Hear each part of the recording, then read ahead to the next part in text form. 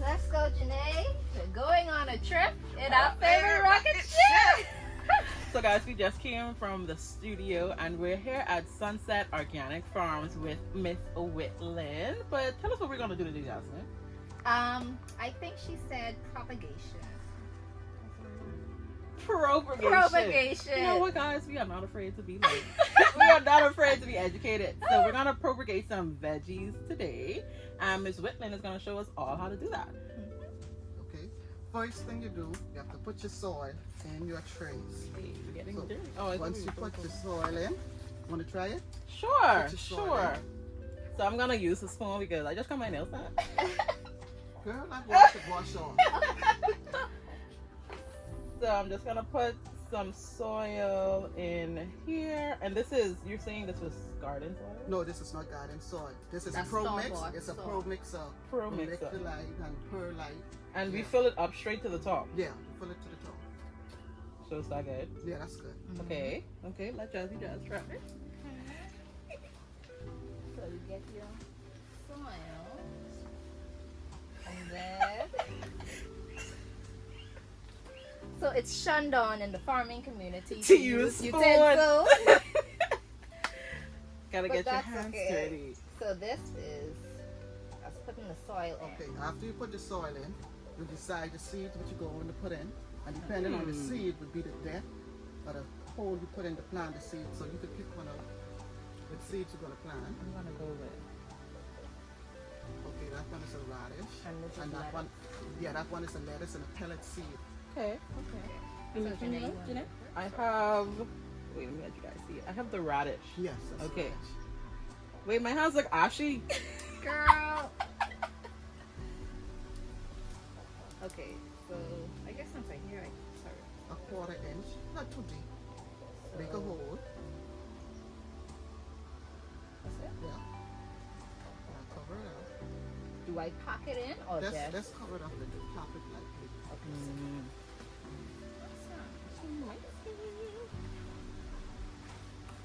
Same thing, quarter inch. Yeah. Right. That's it. Mhm. I do my first time farming. Then you will You water the it. seed. Not too much water. If you put too Alrighty. much water on your plants, it can kill the seed because the seeds are very small. So you have to be careful. Yeah, that's okay. You can okay? You put too little water and you let your seeds dry out, they may not germinate. You put too much water, it may not germinate. The seeds could rot. So you Okay. have to watch how much water you put on it, and that's very important. Many times people say, oh, my seeds didn't germinate, or my seeds.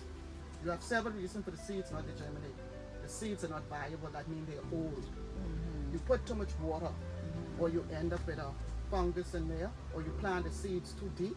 Plant it too deep, some of them need a little bit of light. It may not look like light you need it. If you plant it too deep, they may not germinate. Okay, so there's several reasons. And sometimes if you plant it directly in the ground, you may have insects in the ground that will eat your seeds, you know. So all of that you take into consideration. Now, if a person's just starting out, would you suggest like a container like this, or what would you suggest for I them? So- suggest this because this is easier. Once you plant in the trays, the plants you have individual plants. They're much stronger. If you Okay. plant it out in the garden, you'll have to separate it and thinning out and transplanting. That's two set of process you have to go through. So if you just plant it here and put individual seed, if you have end up with two seeds in it, you could actually one of those trays. You will be able to separate the seeds, and it's easy and you can plant it. Okay? So over here, I planted these. You won't believe I planted these last week. Wow. So if you look here, this have 3. So when this is big enough, I could actually take this out and separate individually and plant it once it get bigger. You want to wait till it get the true leaves on it. Right now these are what we call the youngest leaf, the quarter leaf. These only for the plant to get food. But when the true leaves come on them, you'll be able to do it. But you see that there. So if you have more like this one here, see how many plants in there? So some of these are going to be weak, especially the ones in the middle. So you want to put as little as possible. But even when they're like this, you can still separate them. Get another tray, an empty tray, So they can get and put them stronger. inside there until they get big enough for you to transplant. It's very easy, but this is much better because the plants are much stronger. Then you have, depending on where you live, you may have animals step on the seeds or birds come and eat your seeds also. So all of that you have to take into consideration. So how important would you say is backyard farming, especially living in the Bahamas where bringing in food is so expensive? So many people live below the poverty line. Some people just can't afford grocery. How important would you say is backyard farming? I think it's very important. You know, in the olden days, people grew because they couldn't really have no money to go to the store. It's almost similar to that. Yeah. So right now, you can't go. You have a little piece of yard. You can plant your little vegetables. If another neighbor plant, so you could do what we call bartering. I grow tomatoes and sweet pepper, you grow lettuce and celery or something, and then we share among ourselves. Like a community? Like a community thing. Yeah. And then, like that, you will have money to spend on the other things, your Right. protein, stuff and all that, but you'll have all your veggies, you know? So it's very important that we can do that. And not only that, we have fresher produce. When we import those stuff, sometimes when you go to the store, next day or 2 days ago, it's not good. So, and some of the nutrients are already gone. Vegetable, when you harvest, it's like a car when you get it off the lot. As soon as that car you pay $30,000 for, so if you drive that off the lot, that may go down to $25,000. So the nutrients start to deplete. So that's why one of our reasons, I think we have a health condition in the Bahamas too, because our food don't have the full nutrients that is required. Wow. So when you harvest something locally, you get more. A lot of people say, oh, local farm stuff so expensive. But remember, we import everything. Right. We have to import fertilizer, we have to import pesticides, we have to import the soil mix, we have to import everything. So all our costs go on, and since COVID, prices went up like 3-4 times. So that means the farmer can't, what he used to sell or she used to sell for $3, can't sell it for $3 anymore. The price of we have to be compensated for all those variables they have to add in. Then you have to also add in loss or theft. But it'd be good if we could grow more of our stuff. Let's say people have lawn in their yard. We don't eat grass. So why not plant sweet potato? Right. You don't need to weed the sweet potato. You don't need the mow that. Right. And among your sweet potato, you could put some cassava or something there. Yeah. You know, so when one finish, you have the next one there. Then you could actually cook your sweet potato leaves. They're good. It tastes delicious. And people don't realize that. And you can eat the cassava leaf, not raw. All of these things, that's what you have to know. You have to cook them because the cassava, they see a little bit of cyanide in it up in the system. That's like people who can't eat raw cassava. You shouldn't. You have to cook cassava. So you have to know certain things as a farmer. Tomato leaves, you shouldn't eat. These are poisonous. So certain things, like plants, like if you decide to grow something like a wing beans or fava beans, you have double. You can eat the leaves, cook it, like a cook of spinach, and when the beans are ready, you have fresh beans to eat. So me as a farmer, that's what I look at. Things where I could get more than one thing to it. Even some of our, let's say, passion fruit. A lot of people don't realize we can eat passion fruit leaves. But the tender small leaves, because the older leaves are much coarse. Get the tender leaves and you cook that. You have what?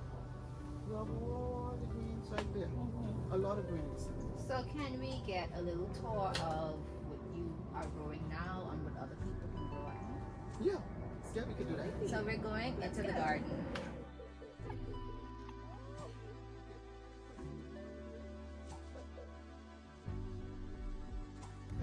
Cabbage. Yeah, the heads, you can see the heads are forming. Some will be ready. The heads are forming. I hope that's a caterpillar. Then I planted some cilantro in here. I have not had no aphids or any insect on these, except I had that's it. So hopefully with the caterpillars, I normally spray with the BT because I didn't get to plant any celery, and I stopped the cabbage leaf over here. We have some mustard greens. These are nice and spicy. Yeah, and down in the front, we planted some cabbage. Yeah, so we have some cabbage over there. You'll see this broccoli over here. You notice I already harvested most of these. You see this one? I didn't harvest this one. I leave this one. If you look at it, it's starting to plump. They will have yellow flowers on it, and I take those flowers and I put it on the salad mix to make it look pretty. And actually the leaves of the broccoli can eat also. So you're getting 3 for 1. You get the broccoli here, you get the flowers you could use, and you get the leaves that you could eat also. And can you like list off the other things that you grow? I have broccoli, I have tomatoes, sweet peppers, onions, cantaloupe, beets, cauliflower, bok choy, romaine lettuce, some Brussels sprouts I plant. I hope they do this year. I haven't planted for years. And then I have some onions and red cabbage and green cabbage. Do you work a lot with local businesses or like grocery stores in terms of supplying for them? No, I deal with 1 or 2 restaurants and that's it. So there are several schools that have agricultural programs in them. I can't remember all, but I know, for example, like SC McPherson and TB Bethel are too. How do you feel about the agricultural programs in school? Do you think it's good enough? More schools should have them? There are a lot of schools doing the agriculture program. There's always room for improvement, but I think a lot of the schools, they're doing an excellent job. You have CV Battle, H.O. Nash, Huntley, and Andresse.